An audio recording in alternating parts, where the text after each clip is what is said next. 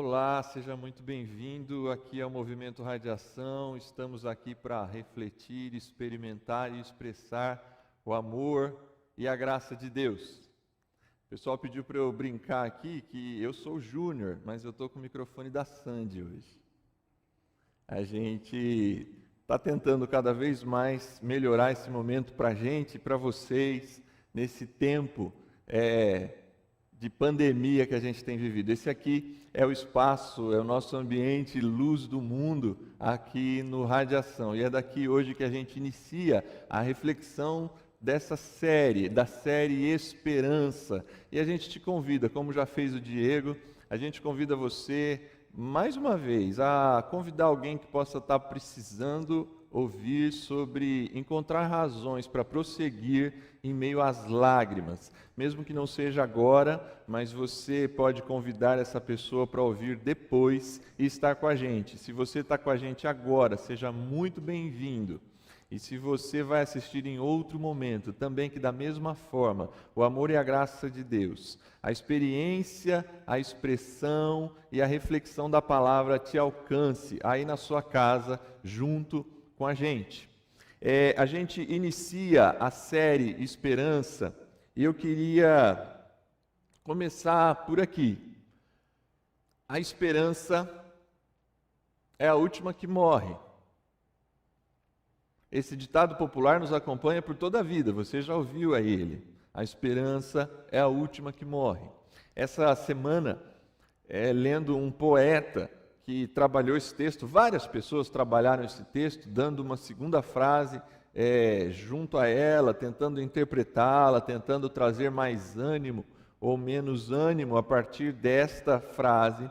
Mas uma me chamou a atenção: a esperança é a última que morre, mas quando ela começa a morrer, dói como os pés pisando em brasas. Eu acho que a gente está vivendo um tempo assim, um tempo de pés pisando em brasas. A gente não estava no nosso cronograma fazer essa série agora, nesse mês de abril.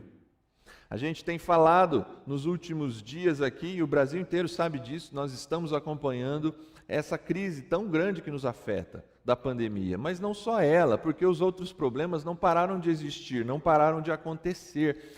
E como tudo vai se acumulando, a pandemia num momento crítico demais, a vida da gente enfrentando situações difíceis, de ontem para hoje, oramos, por exemplo, pela Ana Paula, uma amiga da Fabi, aqui do Movimento Radiação, que passaria por uma cirurgia muito séria hoje, na parte da manhã, para tirar um nódulo de câncer muito, aparentemente assim, relativamente grande, e a gente é apreensivo de ontem para hoje. Não tem nada a ver diretamente com a pandemia, mas é mais um peso, é mais uma sobrecarga, e essas sobrecargas não pararam. E isso vai tirando da gente a ideia de que a esperança está sempre ali, porque parece que a gente já não tem mais essas referências, e a gente se encontra com esse tempo de que a esperança parece que vai fugindo dos nossos dedos como água. Em momentos como esse, eu queria que você me acompanhasse nessa série. Em momentos como esse, nós temos basicamente 3 possíveis posturas. Principalmente para aquelas pessoas que em algum momento depositam a possibilidade da fé de que as coisas se resolvam, mas aí a gente começa a ver as coisas não se resolvendo, pelo menos do jeito que a gente gostaria que fosse, no tempo que a gente gostaria que fosse. E a gente assume basicamente algumas posturas.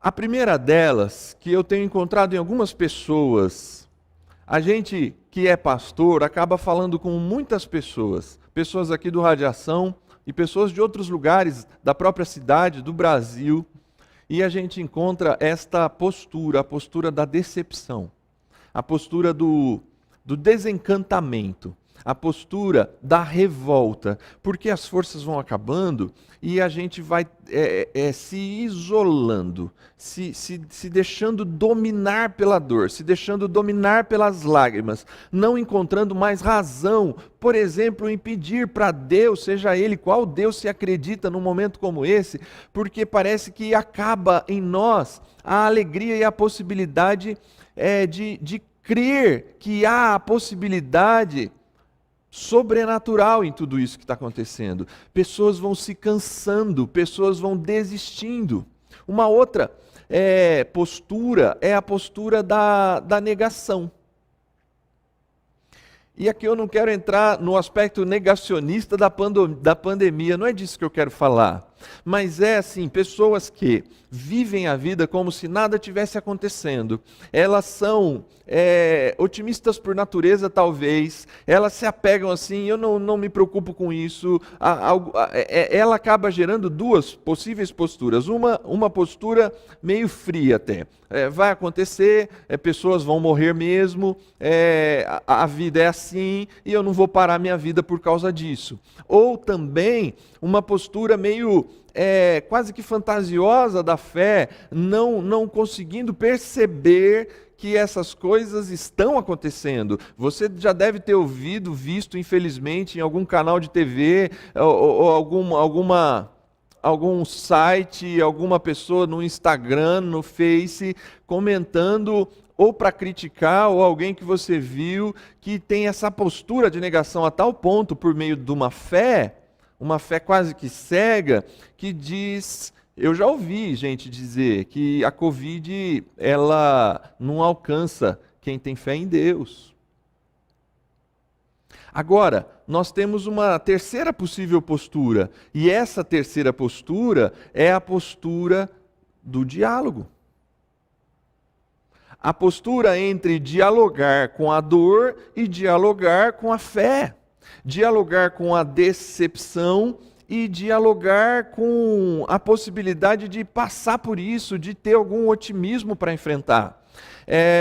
Cada uma delas, e provavelmente eu gostaria que você fosse aí tentando se identificar com elas, porque essas posturas, de alguma forma, elas vão aparecer em algum momento na vida da gente. E ao longo da história, diante de situações de grande crise, elas aparecem. Crise da Bolsa dos Estados Unidos em 1929. Se você estudar um pouco dessa história no Wikipedia, se fosse o caso, somente, não precisa aprofundar demais, você vai ver o quanto de gente tirou a sua própria vida, se suicidou quando aquela crise fenomenal atingiu os Estados Unidos e alcançou parte do mundo. E ali se questionou demais num processo dessas posturas. Uma postura é a negação de que está acontecendo alguma coisa e vida que segue. Outra postura é a decepção total e a gente se entrega para a dor. E isso aconteceu também no 11 de setembro, para dar um outro exemplo, e aconteceu nessa tela que entrou aqui agora há pouco, na Segunda Guerra Mundial. Talvez esse é o momento mais traumático da história da humanidade, que foi os campos de concentração nazistas em Auschwitz e em outros campos de concentração nazista. Essa frase que eu trago para vocês é do Elie Wiesel. Ele é um sobrevivente de Auschwitz. Provavelmente, pela conta que eu fiz ali, ele devia ter de 14 a 16 anos quando ele ficou nesse campo de concentração em Auschwitz. E dentre muitos que morreram, ele é um dos que sobreviveu.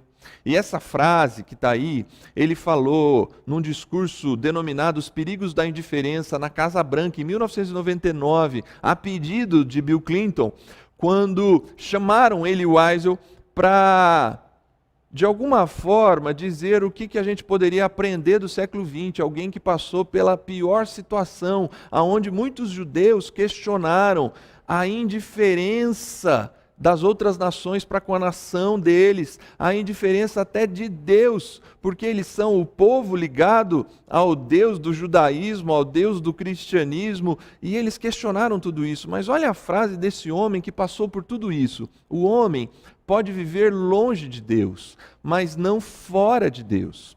Deus está em qualquer lugar onde estejamos. Até mesmo no sofrimento, ele pergunta, e ele responde, até mesmo no sofrimento. De certa forma, ser indiferente a esse sofrimento é o que faz o humano ser desumano. Ele tenta de alguma forma trabalhar esse conceito, trabalhar essa ideia de que a gente precisa achar maneiras de dialogar com o sofrimento do mundo. Não dá para simplesmente entrar num processo de decepção absurdo, não dá talvez para entrar num processo de negação como se ele não existisse, porque quando a gente nega o sofrimento do outro, de alguma forma a gente nega a nossa própria humanidade, a nossa própria condição humana. E então, dentre esses dois extremos, a gente precisa buscar equilíbrio, e o equilíbrio está exatamente na capacidade de dialogar. Onde você se encontra? No início dessa série, eu preciso te perguntar, qual dessas três posturas tem sido a postura que você, de alguma forma, mais adota? Porque essa postura não é uma postura, às vezes, racional, às vezes é emocional, às vezes a gente está tão cansado, e eu me incluo nisso, que às vezes a gente entra num processo de decepção profunda, e isso gera na gente uma sensação de perda de esperança. Isso pode acontecer, mas qual desses três estão te dominando mais nos últimos dias? Alguns assumem essa negação, uma indiferença com a dor. Uma indiferença com a dor. Às vezes a indiferença com a dor acontece também ali na decepção, porque a gente para de conseguir ter capacidade de ouvir falar da dor dos outros. E com isso eu não estou criando juízo de valor, eu só estou dizendo que diante disso nós temos três posturas. Só que a postura desta série que a gente vai conversar é a postura de tentar conjugar os dois verbos, sofrer e esperançar. Sofrer e esperançar. Quando a gente olha para a Bíblia, por vezes, por conta de alguns textos, nós temos talvez a impressão, por conta de alguns pregadores midiáticos, de que a Bíblia nos leva a crer que a postura correta é a postura triunfante, como se o que está acontecendo não é, na verdade, tão grave como está acontecendo. Algumas pessoas que tinham sua fé estabelecida nesse tempo de pandemia e diante de tantos sofrimentos e decepções, vão para a postura número 1 ali, a postura A da decepção. Mas eu queria dizer para você que a Bíblia, ela não é, se você lê atentamente a Bíblia, ela é um livro que conjuga os dois verbos, sofrer e esperançar. A Bíblia, ela diz que assim permanecem agora essas três coisas, fé, esperança e amor. A Bíblia, ela não é pessimista. Ao dizer isso, em nenhum momento eu quero que você imagine que eu estou dizendo que a Bíblia é pessimista, decepcionada. Mas ela também não é negacionista, pelo ponto de vista de que a esperança, a fé e o amor permanecem, mas elas permanecem, mas existe uma presença em todo o texto, de uma conjugação, de uma capacidade de diálogo entre essas coisas. Eu postei aí para vocês agora o famoso Muro das Lamentações, em Jerusalém. E é a partir dele que eu quero começar exatamente a falar sobre como a gente vai lidar sobre a esperança aqui nesta série. O Muro das Lamentações é usado pelos judeus com constância, e geralmente muitos judeus, ao irem ao Muro das Lamentações, eles recitam o livro de Lamentações.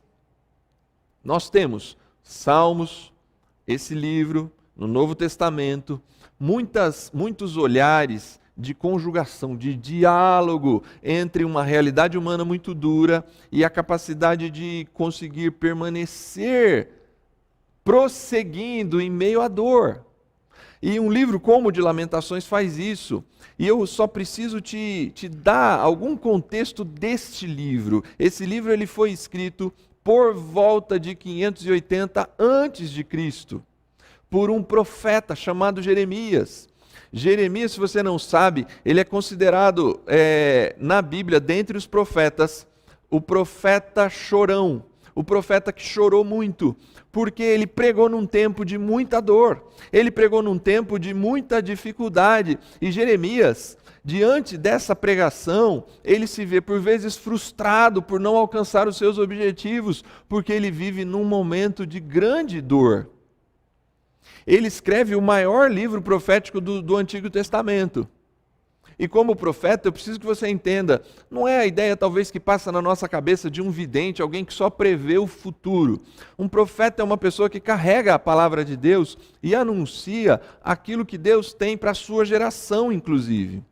E nesse tempo, o que está acontecendo ali para você entender como esse texto é atual e conversa conosco?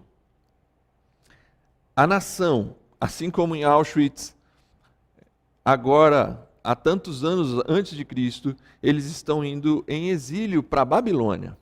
Eles foram dominados pelo rei Nabucodonosor e agora eles perderam a sua própria terra, o que vai gerar neles uma grande crise de identidade. Eles perdem o templo, mudam os seus nomes, tudo cai. E as três posturas estão lá. Algumas pessoas estão dizendo lá na época de Jeremias assim, Deus não escuta mais a gente, Deus não se importa mais com a gente, Deus se esqueceu da gente, Deus se esqueceu das suas promessas para conosco. Só que você tem uma outra postura, uma postura assim, Deus não vai permitir que isso aconteça. Uma postura, porque Jeremias ele está dizendo assim, vão para a Babilônia, façam casas lá, vivam lá, morem lá, construam suas famílias lá. Se rendam ao rei da Babilônia. É mais ou menos isso que Jeremias está dizendo no tempo dele. E outros profetas estão dizendo assim, impossível, a gente não pode aceitar, a gente é filho de Deus, a gente é dono das promessas, Deus é o nosso rei, Deus manda nisso aqui, e ele não vai permitir. Jeremias é um falso profeta, dizendo que a gente precisa se render à Babilônia, aceitar o sofrimento. Como assim aceitar o sofrimento, aceitar a dor, aceitar a punição, aceitar a escravidão? Não, Deus não vai permitir, Deus vai fazer com que a gente vença isso, porque Ele é Deus. E a postura de Jeremias, como já disse, é uma postura que vai tentar conversar, vai dialogar com a dor e dialogar com a fé. E a gente?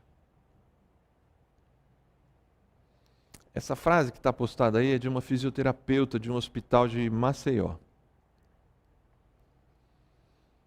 Essa frase poderia ser a frase de muitos outros profissionais de saúde. Eu não vou ler, você está vendo ela aí. A última palavra trata da exaustão. Exaustão. Famílias cansadas.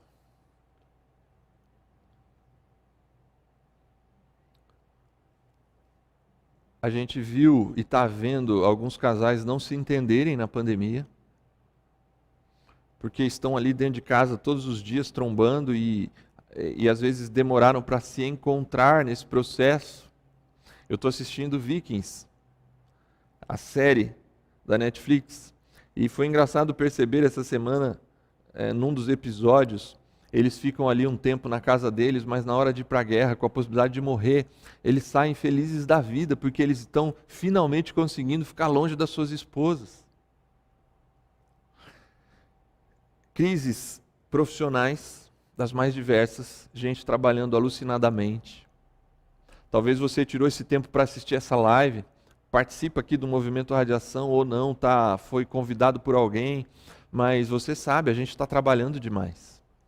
A gente está vendo essas notícias ao redor da gente. Luto, dor, sofrimento, se não é diretamente nosso, mas alguém da nossa família, alguém perto de você está passando por uma situação assim. Então essa série, se ela não servir diretamente para você, com certeza ela serve para você ser luz do mundo, para você ajudar outra pessoa, para você ajudar alguém a enfrentar esse tempo e você conseguir perceber em que ponto da postura ela está, ou o ponto da decepção e da revolta, ou o ponto talvez de uma negação, de indiferença para com a dor, para tentar sobreviver, para tentar se sentir vivo, ou talvez uma fé otimista demais, que parece que nega tudo o que está acontecendo, como se Deus não fosse permitir que isso se achegasse a pessoas que fossem dele, mas a realidade está mostrando para a gente. Teve até uma pessoa, eu não quero citar um nome, porque eu não tenho certeza, hoje em dia na mídia é tão difícil ter certeza o que é fake e o que não é, mas uma pessoa que disse que a Covid não alcança cristãos e passado alguns meses essa pessoa está morta. Ou eu, ou você, ou alguém, esse tempo está atingindo, infelizmente, porque o tempo está difícil, está complicado. E aí, Lamentações vai nos ajudar. Eu disse semana passada, quando divulgava a série, não é fácil pregar em Lamentações.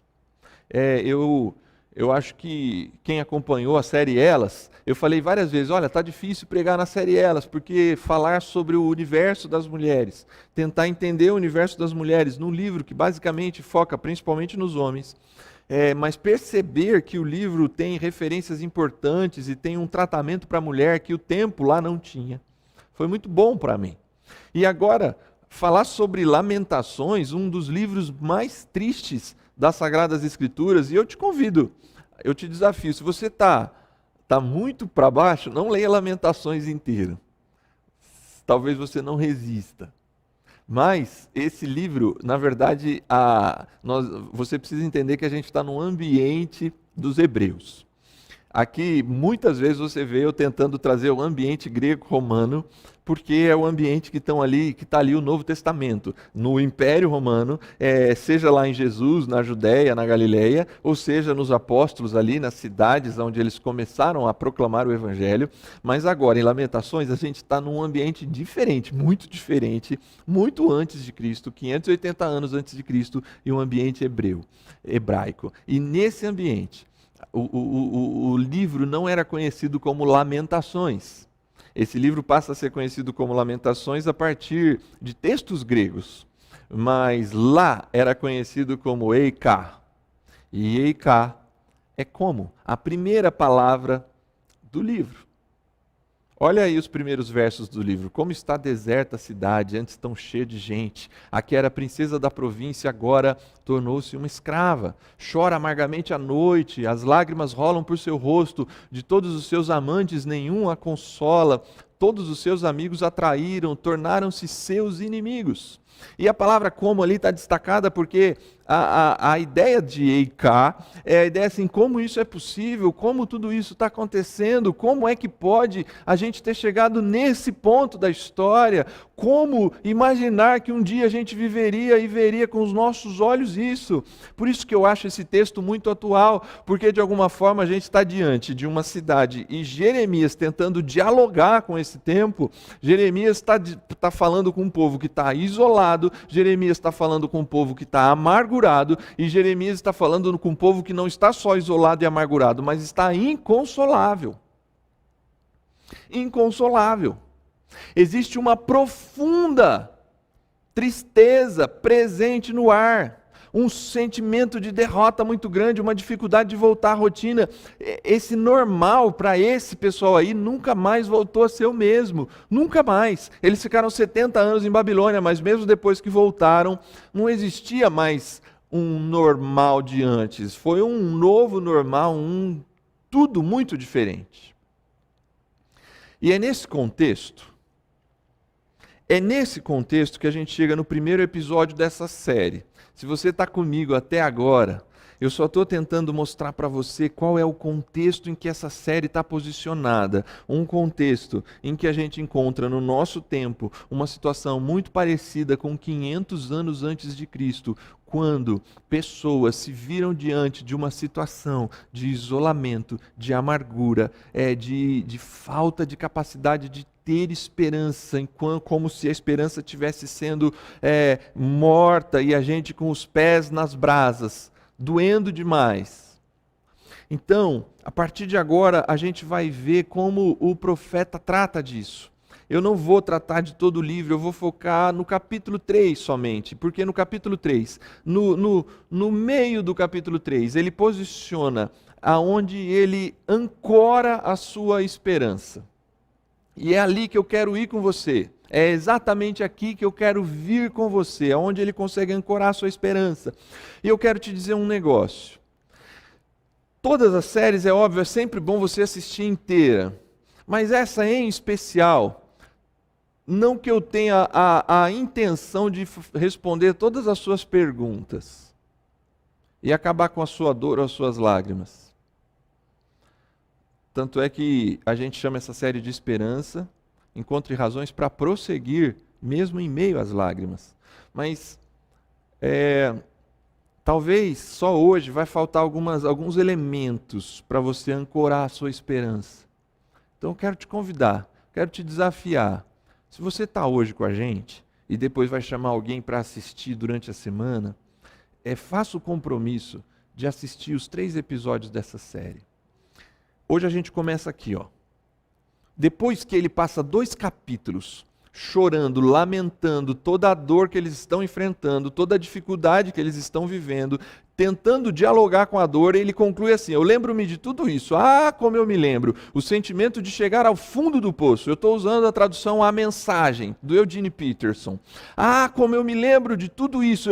Isso está na minha memória todos os dias, o quanto a gente está sofrendo. A gente chegou no fundo do poço. Veja como Jeremias dialoga com a dor. Veja como Jeremias não nega que a dor está presente. Veja como Jeremias, como ele, Weisel, ele diz como quem estivesse diante de Bill Clinton, falando assim: quando a gente tem indiferença em relação à dor do outro, é como se a gente deixasse um pouco de ser humano, porque não dá para ser indiferente à dor de quem está ao redor de nós. Só que aí ele diz assim: mas há outra coisa que eu me lembro, e ao lembrar, eu continuo agarrado à esperança.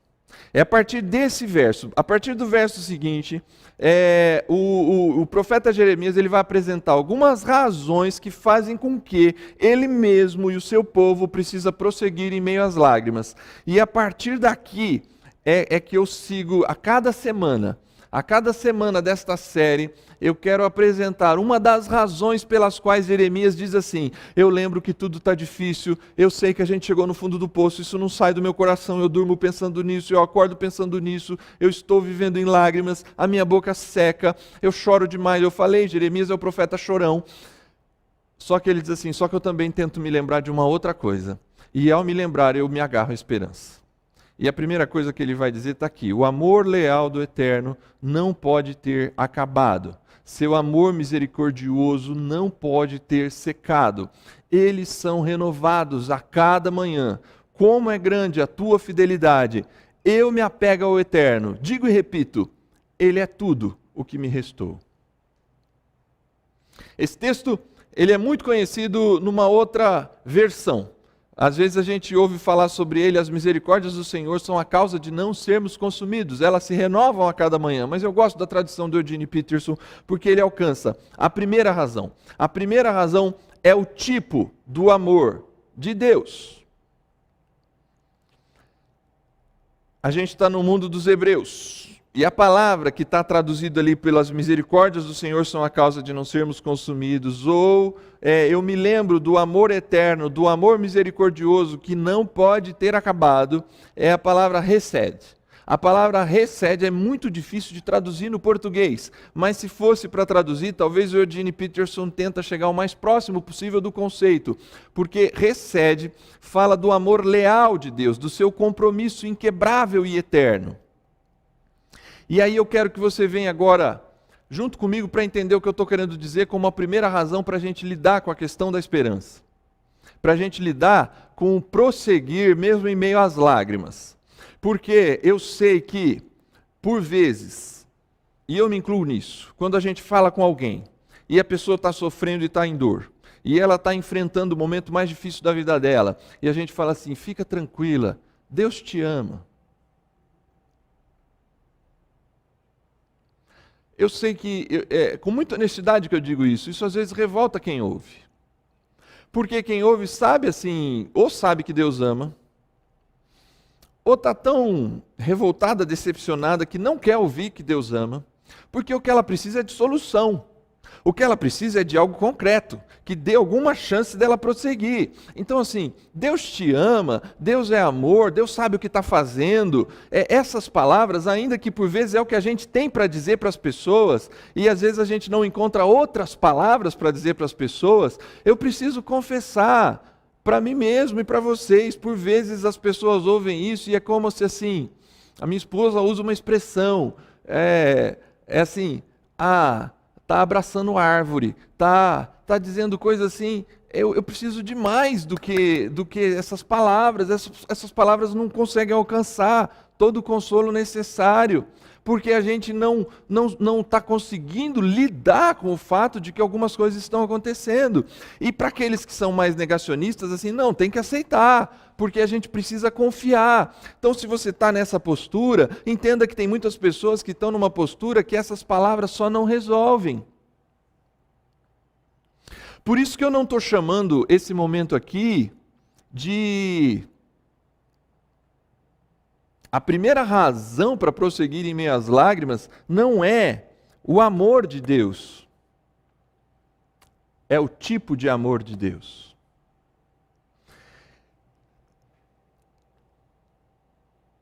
Recede. O amor leal de Deus. A tradução é difícil de fazer porque o que recede quer dizer assim, é um amor leal, aliançado, compromissado. Ele não é um amor orgânico, apaixonado, mas é um amor que, olha, porque ele tem uma aliança eterna e uma aliança que em seu fim trará o maior benefício possível para aqueles que estão debaixo do recede de Deus. Esse é o tipo de amor de Deus. E ele vai dizer assim, Jeremias, olha, eu me agarro à esperança quando eu lembro desse amor. Para você entender esse amor, eu tentei buscar alguns exemplos. Eles não alcançam o conceito, e não alcançam talvez o seu momento, ou o momento de alguém que está próximo de você, mas só para a gente tentar minimamente entender isso. Esse tipo de amor recede, amor aliançado, amor que ultrapassa o momento em que as pessoas estão vivendo, é aquele tipo de amor que pais têm para os seus filhos.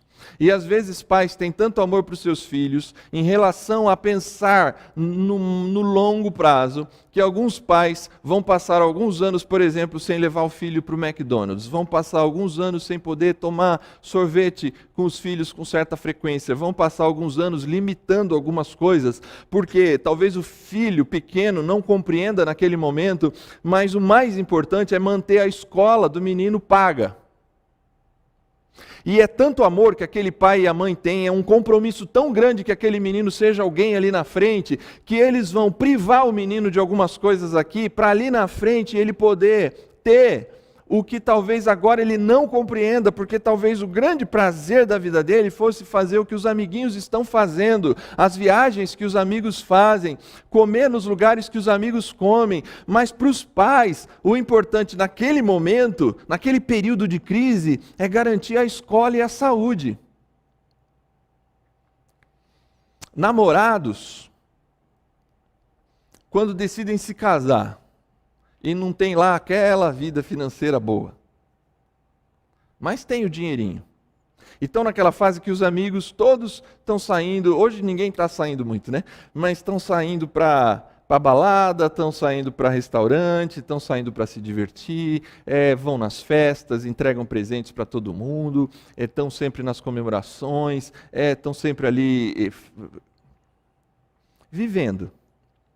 Só que os dois decidem se privar de tudo isso para preparar o casamento. Se privar de tudo isso para poder ter a condição de fazer o casamento do jeito que sonha. Recede. É um tipo de amor que está para além da compreensão de algumas pessoas. Está para além da compreensão de algumas pessoas, às vezes, que estão ao nosso redor.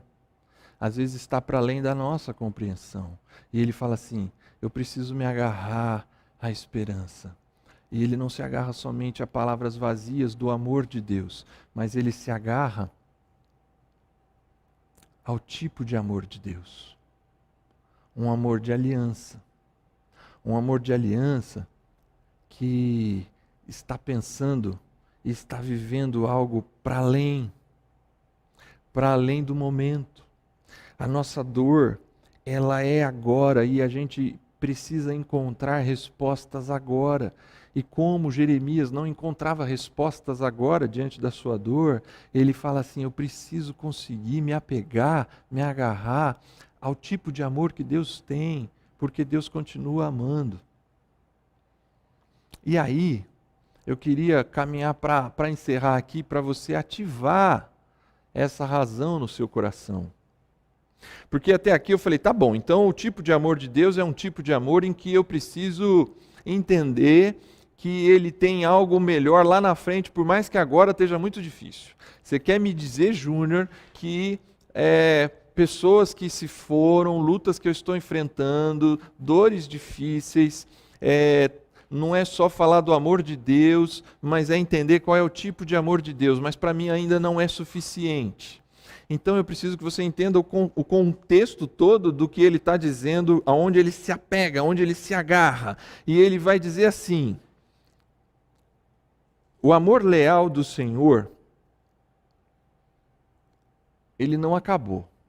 Ele se renova a cada manhã. Por isso eu me apego ao eterno. Ative essa razão. Ative essa razão no seu coração e na sua mente.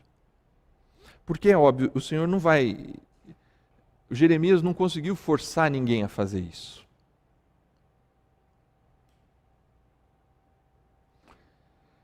Jeremias só podia fazer isso por ele, e eu quero te desafiar a fazer isso também por você, assim como eu também tenho tentado na minha própria vida.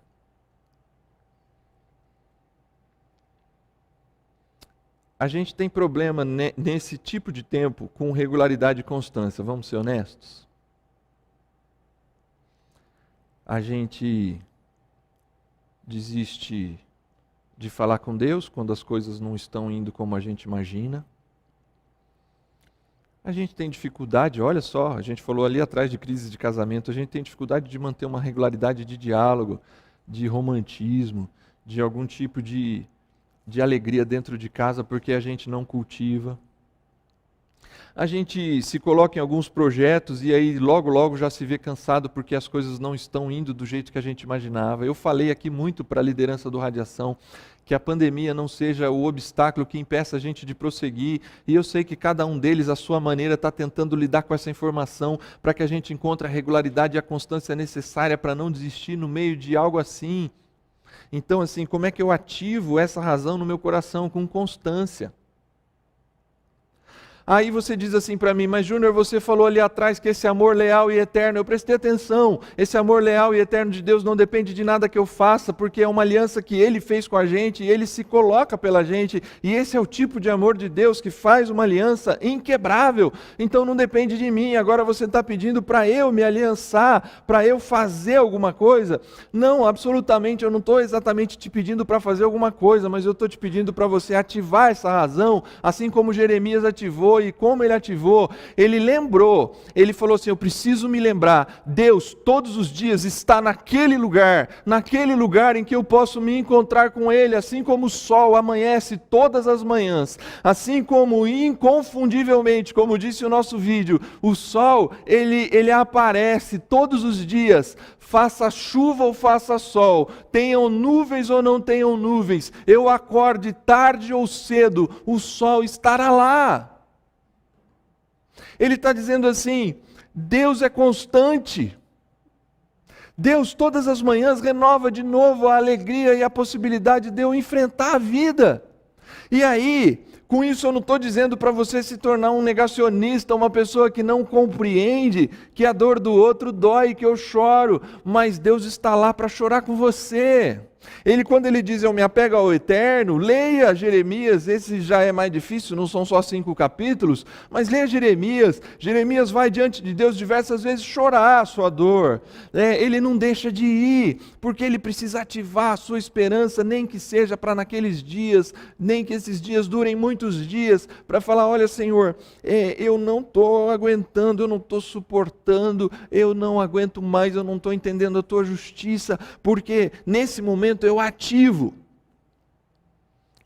essa razão, porque na hora que eu vou, você vai perceber que Deus não está ali para dizer que nada vai te acontecer, mas Deus está ali para chorar as suas lágrimas junto com você, porque você acha o quê? Que pai e mãe não choram quando tem que privar o filho de alguma coisa? Você acha o quê? Que esse casal de namorado não chora por não poder ter participado de um monte de coisa, como os outros fizeram, porque a condição financeira não os permitiu? Eles choram, e choram juntos, pai e mãe choram juntos, namorado e namorada choram juntos, e Deus chora junto com você, porque esse recebe de Deus, esse amor leal de Deus, ele não é simplesmente para dizer, calma, não está acontecendo nada, você vai ver como vai ser no futuro.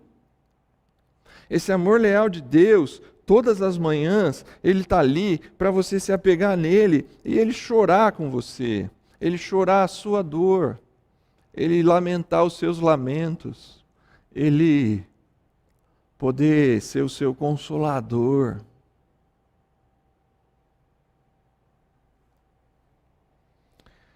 Você deve conhecer a música Segundo Sol.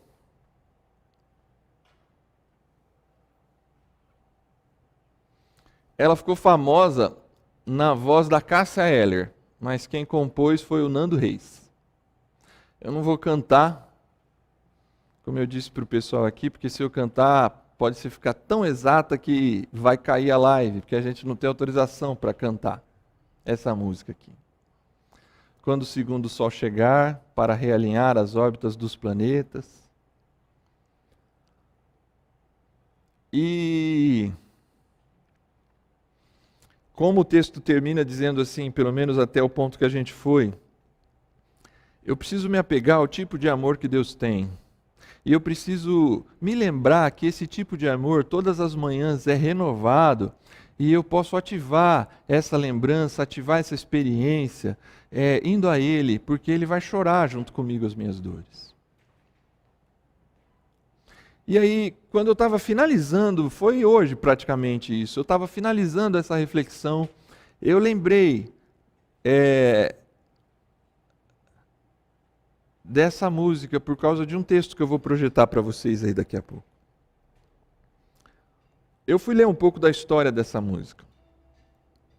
Uma amiga do Nando Reis um dia disse para ele que existe uma teoria de que um planeta anão um dia vai chegar aqui na órbita dos planetas que estão ao redor do Sol e vai ser o segundo Sol. E o Nando Reis riu da história e parece que tratou a menina mal, zoou dela. E aí, parece que ele passou alguns dias e ele falou assim, peraí, eu falo tanto que eu não devo desprezar as pessoas e eu não aceitei a ideia dela. E aí ele compôs essa música por causa disso, para tentar achar uma maneira de dialogar com a fé dela ou com essa certeza dela desse aspecto. E aí eu gostei demais de uma frase do Nando Reis no final da entrevista que eu li, ele contando um pouco da experiência da composição dessa música, que ele disse assim, talvez eu nem consiga imaginar que esse segundo sol possa realmente existir, porque realmente desalinharia completamente as órbitas dos planetas. Ele foi falando cientificamente que ele não pode aceitar a possibilidade de um segundo sol. E aí ele disse assim, talvez esse segundo sol seja um emblema de uma nova era. Talvez esse segundo sol seja um emblema de uma nova era. E eu sei que essa nova era que o Nando Reis espera, ou muitos outros esperam, não é a mesma nova era que talvez eu vou falar aqui para você agora, porque eu lembrei dessa música quando eu li esse texto. Mas para vocês que reverenciam o meu nome, o sol da justiça se levantará, trazendo cura em suas asas. é um outro profeta, Malaquias, que veio um pouco tempo depois de Jeremias. E Malaquias ele diz assim: para vocês que reverenciam o nome do Senhor, brilhará o sol da justiça se levantará, trazendo cura em suas asas. Gente, por enquanto a gente precisa lidar com a experiência do sofrimento e da dor e das lágrimas, mesmo que for para ir até Deus, porque Ele estará lá, todas as manhãs Ele está lá, renovando a sua misericórdia, renovando o seu amor e convidando a gente para lidar com esse tempo difícil, porque se nós estamos chorando pelos parentes e amigos, Deus está chorando pelas pessoas do mundo inteiro, porque são seus filhos e Ele ama cada uma dessas pessoas. Tente imaginar o sofrimento do coração de Deus. Só que aí Malaquias vem e diz assim: chegará o dia em que o sol da justiça trará cura em suas asas. Eu me apego ao eterno na certeza de que o último sol, não o segundo, o último sol, esse sol que ilumina todos os dias, e essa presença de Jesus todos os dias que chora conosco, um dia nós estaremos diante da justiça plena, do fim das lágrimas, quando esse sol se levantar, trazendo em suas asas a cura. Que Deus te abençoe, que você se apegue ao eterno, para encontrar cura em meio às lágrimas, para poder suportar esse tempo confiado no amor leal de Deus. Deus te abençoe.